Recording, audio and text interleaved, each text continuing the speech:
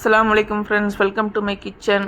இன்றைக்கி முஸ்லீம்ஸுங்க செய்கிற மாதிரி புதினா சட்னி செய்ய போகிறேன். பிரியாணிக்கு, புலாவுக்கு, ஜீரக rice and coconut rice, ghee rice இதுக்கெலாம் செய்யலாம். ஒரு பேன் வச்சுட்டு ஒரு கட்டு அளவுக்கு நான் புதினா கழுவி வச்சுருக்கேன். கொஞ்சம் எண்ணெய் ஊற்றிட்டு இந்த புதினாவையும் போட்டுட்டு கொத்தமல்லி கொஞ்சம் இருந்தால் கொஞ்சம் போடுங்க. நான் தண்டு போட்டிருக்கேன், நீங்கள் இலை கூட போடலாம். ஒரு துண்டு இஞ்சி, 4 பல்லு பூண்டு, ஒரு மீடியம் சைஸ் வெங்காயம், அதை விட சின்ன சைஸ் தக்காளி, 2 காஞ்ச மிளகா, ஒரு லெமனில் அரை லெமன் சைஸ் புளி, இதை போட்டுக்கோங்க. இதில் தேங்காய் போட வேணாம். தேங்காய் போட்டிங்கன்னா துவையல் மாதிரி ஆகிடும். அது இட்லி தோசைக்கெலாம் நல்லாயிருக்கும். இது வந்து பிரியாணிக்கு சைட் டிஷ் நல்லாயிருக்கும். இது தொட்டு சாப்பிட்றதுக்கு, கீ ரைஸ்க்கெலாம், பஹாரா கணக்கெலாம் நல்லாயிருக்கும்.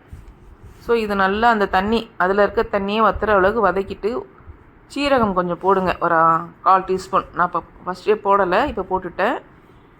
அதேமாரி நீங்கள் இது வந்து தாளிக்க மாட்டேன் நான். நீங்கள் தாளிக்கிறதா இருந்தால், ஏன்னா இது ஆல்ரெடி நம்ம எண்ணெயில் வதக்கிறோம், அதனால் நான் இதை அப்படியே வச்சுருவேன்.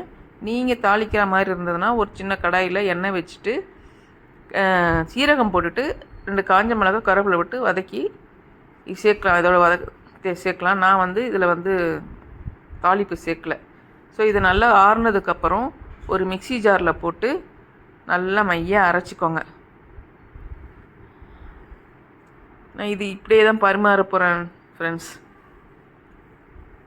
ஸோ நல்லா காஞ்சிடுச்சு. மிக்சியில் சேர்த்துட்டு நல்லா அரைச்சிக்கலாம்.